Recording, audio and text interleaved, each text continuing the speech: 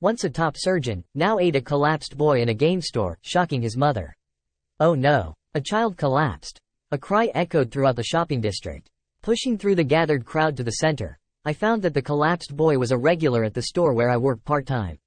I called his name, but he didn't respond to my voice. Even his mother's voice, who had rushed over, seemed unable to reach him. It's okay, I'm here with you. Don't give up, I shouted, together with the boy's mother. I administered what first aid I could.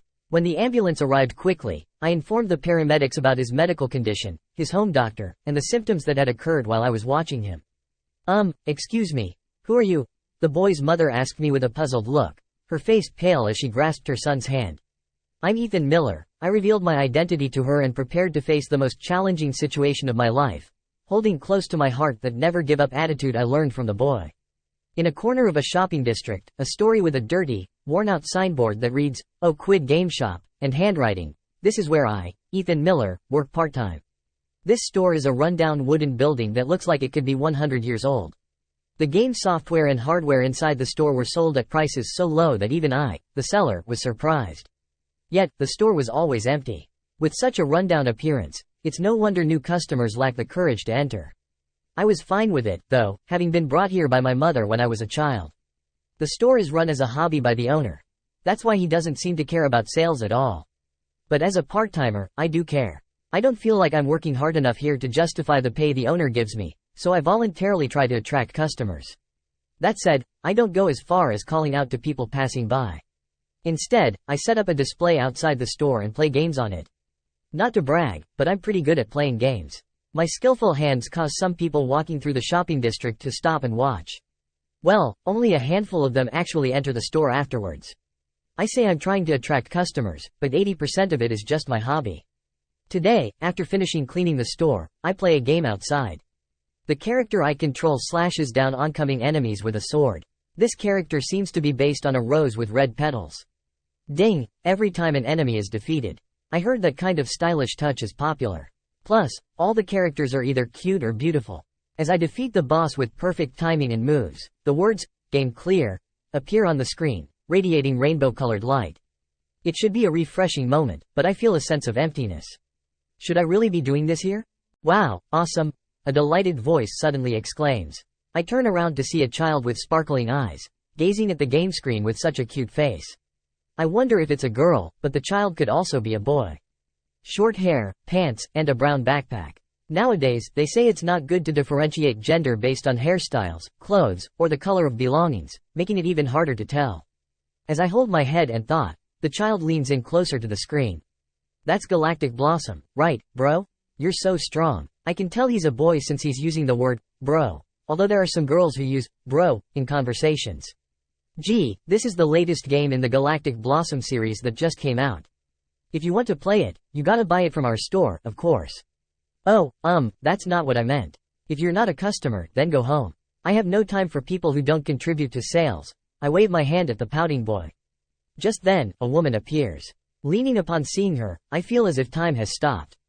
The woman rushing over to the boy with a worried look is so beautiful, beautiful enough to make me hallucinate flower petals scattering around her.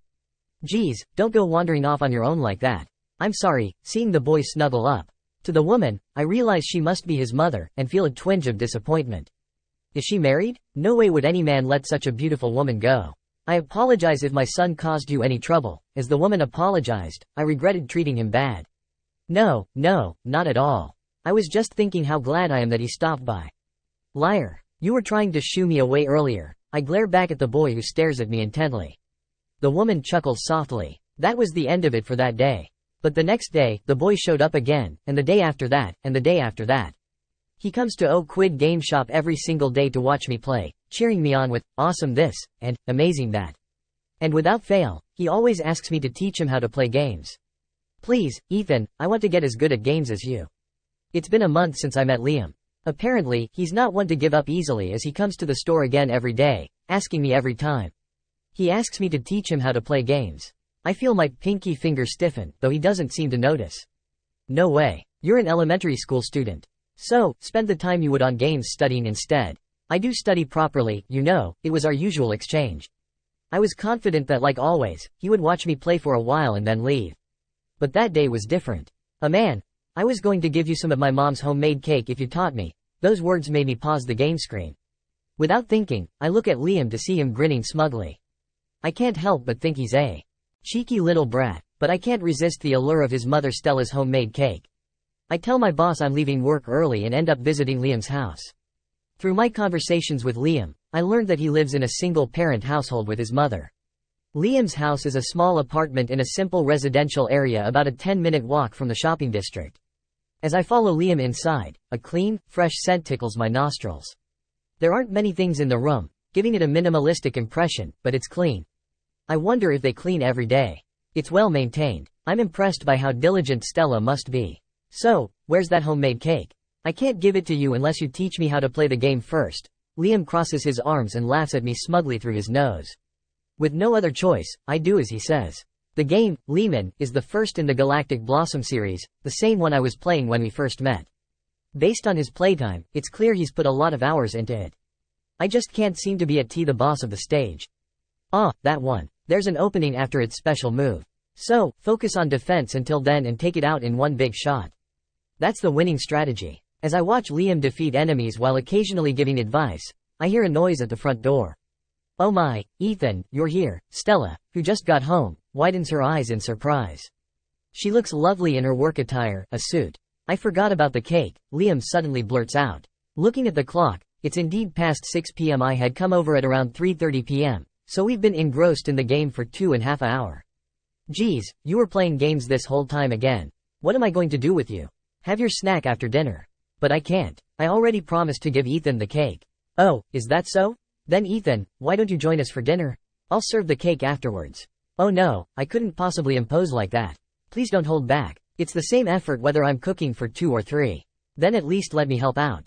Are you sure? In that case, I'd appreciate it. Leaving Liam, who's grumbling about how I came to teach him games, I head to the kitchen with Stella, who's changed out of her work clothes. Following her instructions, I chop up the meat and vegetables. It almost feels like we're a married couple, making my heart race. Then, I notice Stella intently watching my hands.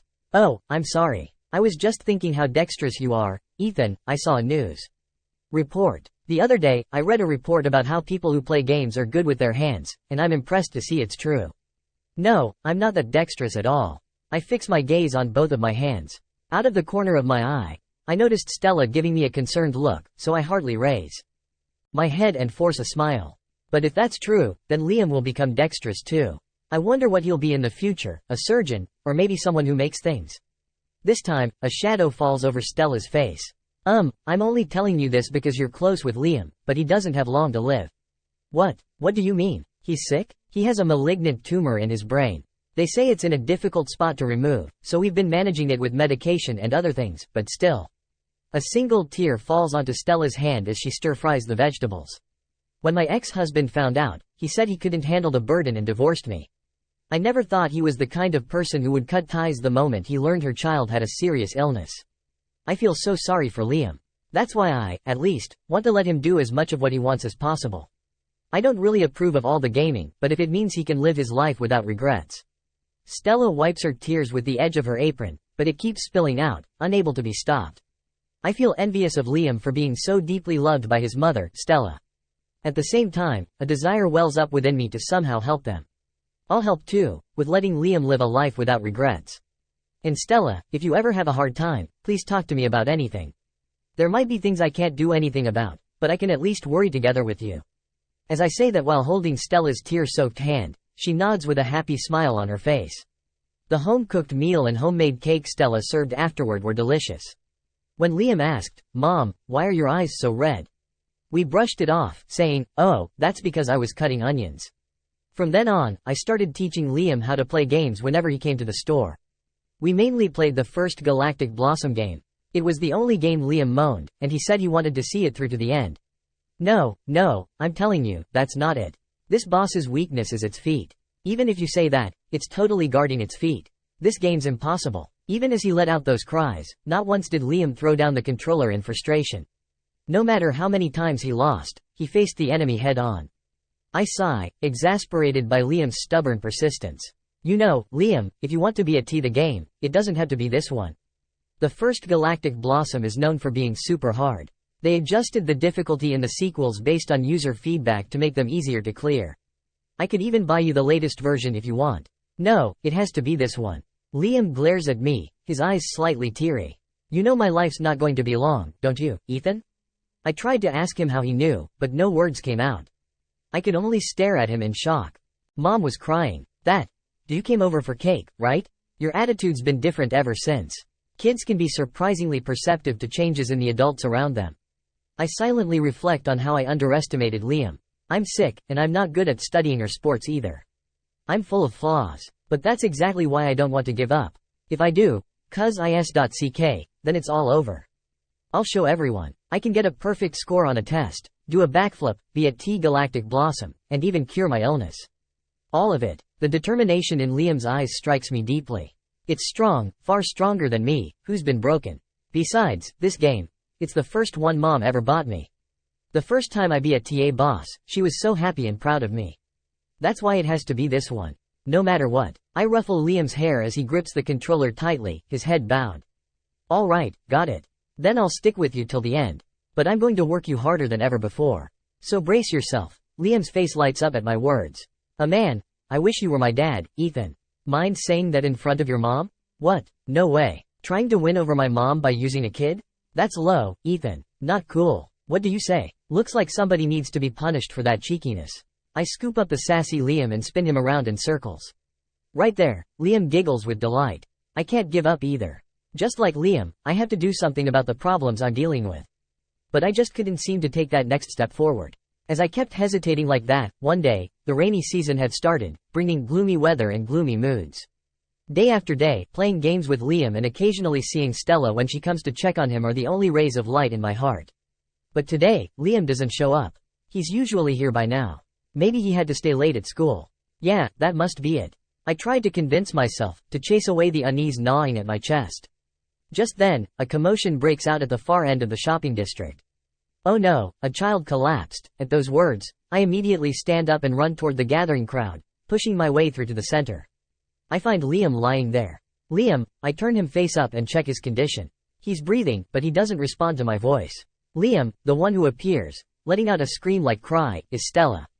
Dropping her bag right there, she rushes over in a panic and tries to scoop Liam up. No, Stella, don't move him. It's better not to. I'll call an ambulance, so please keep talking to Liam. As soon as I give those instructions, I call 911. Liam, it's okay, I'm here. Don't give up. I also call out to Liam as I administer what first aid I can. The ambulance arrives quickly. Of course, Stella goes with Liam as he's carried away on a stretcher. I decide to go too. In the ambulance, I tell the paramedics Liam's diagnosis, the hospital he goes to, and the symptoms that occurred while I was watching him. I ask them to call the chief physician ahead of time. Excuse me, Ethan, who are you exactly? Stella asks me with a puzzled look, her face pale as she grasps Liam's hand. I had just finished explaining the situation to the paramedics, but just then, we arrive at the hospital, so I put off the explanation for later. As we enter the hospital, the chief physician is waiting for us, just as I instructed. We have no choice but to operate. Sink or swim, get him to the OR immediately. After checking Liam's condition, the chief physician gives those orders right away. The paramedics and nurses rush Liam down the hallway. Stella follows after them. I ask the chief physician something. Please let me perform his surgery. The chief physician furrows his brow as he looks down at me. What nonsense are you spouting? Of course not. There's no way I can entrust this to you after you failed as a doctor. The chief physician's words made my breath catch. That's right, I used to work at this hospital as a surgeon. The chief physician before me is my boss and my father. But I made a huge mistake here and broke. So, I was discarded. My family has been passing down the position of chief physician at this hospital since my great-grandfather's generation. So naturally, I was expected to become a doctor too. My father was strict. No matter how good my test scores were, all he ever said was, "You're going to be a doctor. Of course, you can do at least that much." I worked my B.Tt off, desperate for my father's approval, even just once. But deep down, I didn't want to become a doctor. It's a job where people's lives are in your hands. I didn't think I could shoulder that kind of heavy responsibility. I was scared. My mother seemed to notice I was struggling with these conflicting emotions and grew concerned. When I got into a private middle school, which is difficult to enroll, she took me to Oak Quid Game Shop as a congratulatory gift. Studying all the time must be suffocating, right? I thought this might help you unwind. You can pick out whatever you like. Though bewildered by my mother's offer, I ended up purchasing the latest version of a game that was popular among my classmates at the time with advice from the store owner. I got hooked once I started playing. I was amazed that something could be this much fun. Using my allowance that had piled up, I bought all sorts of games and lost myself in them. Of course, my father got angry at me for this when he found out. My mother was the one who prompted it. He lashed out at her too. Don't you understand your position as the wife of a major hospital's chief physician? Before I entered my second year of middle school, my parents got divorced. My mother went back to her family home far away. Apparently, she was made to promise during the divorce that she would never see me again, and she never once appeared before me. I was too scared to go see her in secret, worried about what would happen if my father found out and got angry. No longer receiving love from my mother, my desire to be acknowledged by my father grew stronger. I struggled to become the perfect doctor he wanted. In proportion to that, I became even more absorbed in the games I played to unwind. And I became a doctor, a surgeon, just as my father wanted. I realized during my training term when someone else pointed it out to me, but apparently, I'm quite dexterous. Probably the result of spending all my time outside of studying on games. And that proved to be a powerful asset during surgeries. I breezed through surgeries that other rookie surgeons struggled with. As a result, I was entrusted with more and more surgeries, rapidly accumulating experience and leveling up as a surgeon. After just 3 years of this, it became the norm for people to rave about my god hands and call me a flawless surgeon. But it didn't make me happy. My father still never praised me, no matter how many surgeries I successfully performed. All he ever said was, "Of course you're a doctor after all." Then one day, I was put in charge of a certain boy's surgery. It was an illness that required highly advanced surgical techniques, so they turned to me, rumored to have god hands. When I went to examine him, the boy was playing a game on a smartphone. It was the latest version of a game that had been hugely popular since I was little. "Oh hey, that's the newest Fiori Mastro, isn't it? Huh, you know about it, Doc?" Of course. Believe it or not, gaming's my hobby. After that exchange, I always ended up talking about games when I went to examine him. Sometimes, I even gave him strategy tips. "Hey, Doc, can I come visit you even after I'm discharged? I want you to teach me more about games." On the day of the surgery, that's what he said. I nodded and did a handshake with him, making a promise. Of course. But that promise was never fulfilled. The surgery went well, but he never woke up afterwards. No matter how many tests we ran, we couldn't figure out the cause, and he eventually passed away, just like that. My father was furious with me. "Of course. Why couldn't you save him?" "I am sorry, but we don't know the reason. We ran tests over and over, but..." "I see. So that's the excuse you're going with. I'm disappointed in you." I felt like the world was swaying before my eyes. The shock of losing a patient and being a disappointment to my father shattered my heart. From that day on, I refused every surgery I was put in charge of. I couldn't possibly perform surgery in this state. "Quit being a doctor. You're no longer my son or anything else." That's what my father told me when I stopped doing surgery altogether. So, I've been discarded. The moment that sunk in, I felt like the world had been swallowed by darkness. Remembering my failure at this hospital, my legs started to tremble. My father glares at me sternly as I beg. That's scary too. I guess I really am no good after all. "Ethan." Suddenly I hear Stella's voice from behind my father. I reflexively raise my head, and my gaze meets hers, tears welling up in her eyes. "Ethan, won't you stay by Liam's side too? He adores you. If you are there for him, I'm sure Liam will be able to stay strong." Stella's words make me remember how Liam never gives up and defeats game bosses. Liam is fighting desperately against his illness right now, refusing to give up. What good does it do for me to be broken? I raised my head and looked. My father, directly in the eye, his eyes coldly staring me down, are scary. "But even so, Dad, I couldn't become the perfect doctor you wanted me to be." "But there is no such thing as a perfect doctor. No, there's no such thing as a perfect human in this world. That's exactly why we can give up." That's what I learned from Liam. I promised to stay by his side through his fight until the very end. "So please, I'm not moving from this spot until you nod your head." My father seems to falter. His stern gaze is now edged with bewilderment. "If you insist that much, then go ahead and try. But if you fail, I'll revoke your medical license.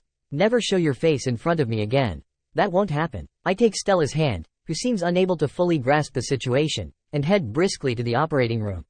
"Stella, I hadn't mentioned it, but I'm actually a doctor." "What?" "I'll be the one performing Liam's surgery. I'll save him no matter what." Her hand squeezes mine tightly in return. "Yes, both Liam and I believe in you, Ethan." Drawing courage from Stella's gentle smile, I begin preparing for the surgery. The surgery is a success, just as I declared, and Liam wakes up before long. I breathe a sigh of relief as I watch Stella hug Liam. Glad it didn't turn out like last time, I heard. Ethan, that's amazing. You're not only awesome at games, but a doctor too. Liam grins at me. Stella steps away from him and thanks me. Ethan, I can't thank you enough. I'll be sure to repay this debt. No, I only did what I had to as a doctor.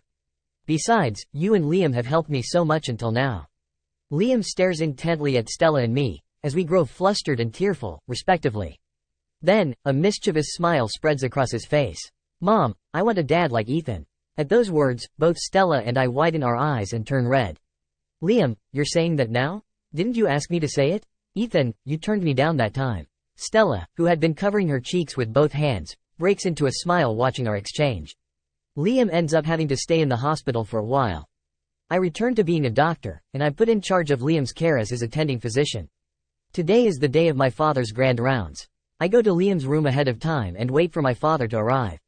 Liam is playing Galactic Blossom as usual on the game console Stella brought, connected to the hospital TV. Stella is by his side, watching over him with impressed exclamations. The chief physician will be here soon, so wrap it up.